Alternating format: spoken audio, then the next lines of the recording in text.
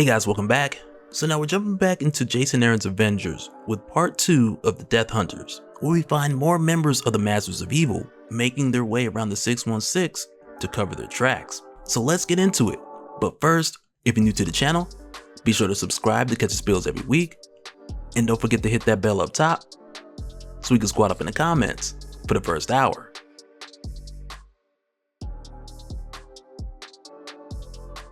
Alright, so at this point we switch gears from where we had left off, with us seeing King Killmonger, the Dark Phoenix, and her Berserker making their way to Asgard. And it's here where we then switch lanes over to Shawnee, Kansas, where we find Captain America burying a fellow veteran from World War II. And with them doing this, there's kind of an awkward moment, and I mean aside from him being the single-handed pallbearer, which of course he can do because he's Captain America. But with him being here, there's a couple things going on, cause one, he gives the widow of his fellow veteran his condolences, but she has bad vision so she can't really see that it's Captain America. So with her asking him who he is and how did he know her husband, in response Cap tells her that they fought in the war together, which then kinda throws her off, because with her just going off of his voice, she's like, you sound a little young to be a World War II veteran. And at that point, somebody should have just told this woman who this man is. But that didn't happen, and the rest of her family just left her in grief and confusion. But also it's here where we find that Steve had asked Carol Danvers to make her way out there as well, and also to bring along with her Brandy Selby, who prior to this we've often referred to as the Star Brand baby, who you guys may remember from our talks on Heroes Reborn.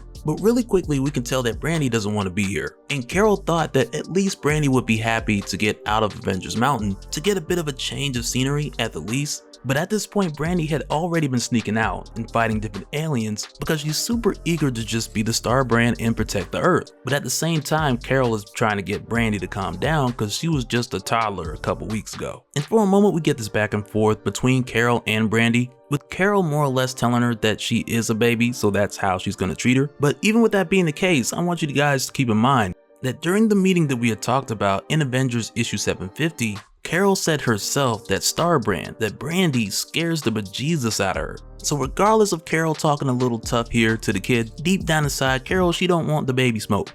The Star Brand baby smoke. She wants no part of it. But when Cap steps into this, it's here where we find that he had wanted Brandy to come out here so that he could show Brandy where her mother used to live. And when he does this, he pretty much tells Brandy the story that we had seen back in Avengers issue 30, when we were given the story of Brandy's mother, Suzanne Selby, who had worked at Roxxon for like 15 years at a limestone plant, and when it shut down she had then moved to Madripoor, and it was there where her and her boyfriend got recruited by space coyotes who were ex-SHIELD agents, which was an opportunity that she took in hopes of building a better life for her child. But this then got her smuggled into Shi'ar controlled territory, to where then she was detained as an illegal alien and more or less left to defend herself in Shi'ar Intergalactic Immigration Court, to where then she was sentenced to 3 years in Ravenstar prison.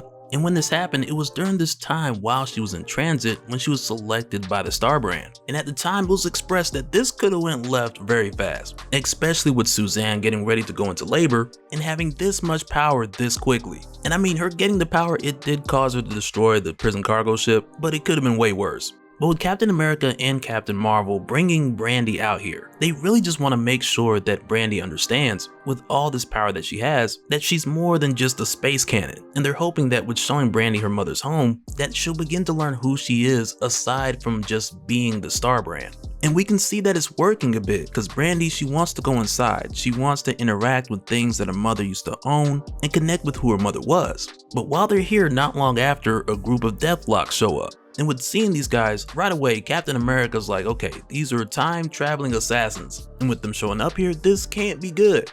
But quickly these Deathlocks let them know that they're not the Deathlocks that they fear, and that they've come here seeking the greatest Avenger of this era, because they have crossed thousands of universes following a star, the star of all stars, the mighty Star Brand. But with them coming here, much like the Deathlocks we'd seen in Asgard, these Deathlocks also let them know that they've come seeking sanctuary from the Death Hunters. And it's just seconds later when they arrive, when the Ghost Goblin then drops one of his noggin bombs. And it's right there where this bomb just blows up the house of Suzanne Selby, Brandy's deceased mom. Just like that, the house is gone. And it's just moments after Brandy had just seen it for the first time. But it's here where we see Ghost Goblin, the Norman Osborn Green Goblin mashup from an alternate universe, along with the Black Skull, who like we'd seen is the Red Skull. with the Venom symbiote from another universe. But like we'd seen before, with them making their way to the 616, at this point they've killed a lot of other heroes in other universes. And with them making their way here specifically to take out these Deathlocks, at this point they've more or less made a sport out of it, to where now Ghost Goblin's kind of like, let's see who can kill the most. And initially, much like we'd seen with Tony and Thor over in Asgard, here Captain Marvel and Captain America, they initially don't know what's the deal with these guys. And right off the bat, Carol Danvers, she really doesn't care, because these two guys attack them, and that's all she needs to know. But for Captain America, initially when he sees the symbiote and everything, he thinks that this is Eddie Brock, but the Black Skull doesn't waste any time letting this Cap know who he is and that he's from another Earth, as well as the fact that he's killed plenty other Captain Americas along the way.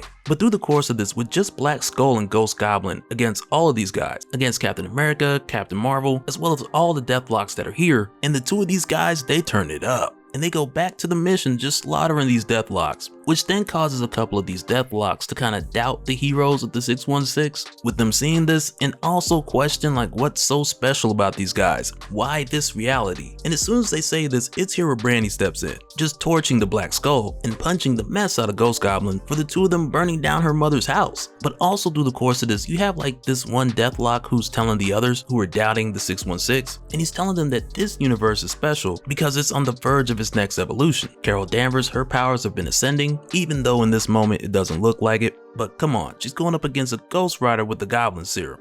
Give her a break. But also, the Phoenix has been reborn into something new, and the Ghost Rider, Robbie Reyes, he's just tapped into next level cosmic awareness, which again is teasing this crazy evolution of the heroes of the 616, as well as the future of the Avengers, which according to these Deathlocks, it has a lot to do with Brandy Selby, the current Star Brand, who these Deathlocks have said she's gonna go on to be the greatest Avenger of this era, which could mean a number of things. But with Brandy stepping in here to help out both Captain America and Captain Marvel, once again they're trying to get Brandy to stand down. But with them doing this, it's here where Black Skull and Ghost Goblin, they take this opportunity to make their way of escape, when Ghost Goblin then drops all of his noggin bombs, which collectively are enough to blow up a whole continent, and if not, at least a country or two. But when they do this, right away Carol Danvers, she hops to it. She lets Steve know that this time she's jumping on the grenade, so she catches all the bombs and she takes off, only for Carol to then get stopped by Brandy, who then burns out all of these bombs before they can blow. And I'm gonna tell you right now, like, I'm no bomb diffusion expert, but I thought that the ignition was kind of what made bombs go off.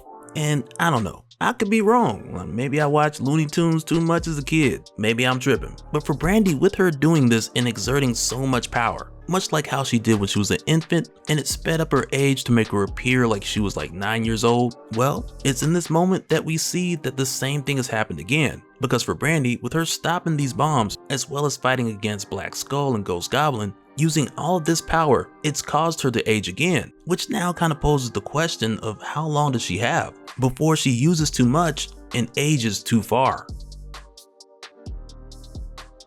And so now real quick, I want to give a special shout out to all the patrons. Thank you guys for all of your support. And for anyone who's new here who wants more information on how to support the channel, I got a link below so you can go to patreon.com/dopespill. But that'll do it for this one, guys. Let me know your thoughts down in the comments below, and we'll do it again on the next one. Alright, later.